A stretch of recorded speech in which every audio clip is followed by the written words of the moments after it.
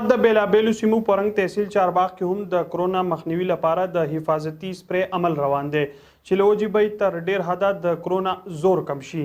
ځایي خلکو د TMA لخوا د سپری عمل ستایلی دی. نور تفصیل به ګورو د اویس کرم سواتی په دې رپورټ کې.